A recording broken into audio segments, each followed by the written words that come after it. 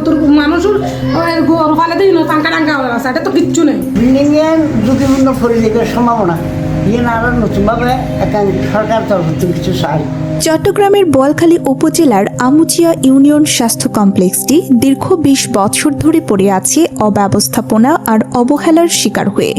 সঠিক রক্ষণাবেক্ষণের অভাবে ভবনটির ছাদের পলিস্তারা খসে পড়ছে, দেয়ালে ধরেছে ফাটল। সামান্য বৃষ্টিতেই কমপ্লেক্সের ভেতরে জমে পানি, যা চিকিৎসা সেবা প্রায় পুরোপুরি বন্ধ করে দেয়। বিদ্যুৎ নেই পানিরও সুব্যবস্থা। শৌচাগারগুলো ব্যবহারের অনুপযোগী, ফলে রাতে চিকিৎসা কার্যক্রম বন্ধ রাখতে হয়, আর পরিষ্কার পরিচ্ছন্নতার ন্যূনতম সুযোগও নেই। স্থানীয়রা জানাচ্ছেন এটাই এলাকার একমাত্র চিকিৎসা কেন্দ্র, কিন্তু 2 দশকে কোনো সংস্কার হয়নি। মানুষের গরু ফালে দিই না টাঙ্কা টাঙ্কা হয়ে আছে এটা তো কিচ্ছু নেই।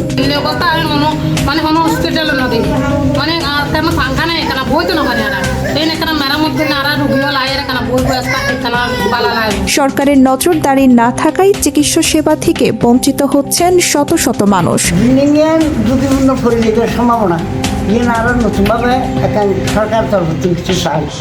এবং আরে কারণ নেই আর আইয়ের বইয়ের শান্তি হয় অনেকে রুগীও ডাক্তারও অনেকে শান্তি হয়, মানে কারণ নেই কিছু নাই। কিন্তু অন্য জায়গার মধ্যে এরকম হসপিটাল খুব সৌন্দর্য।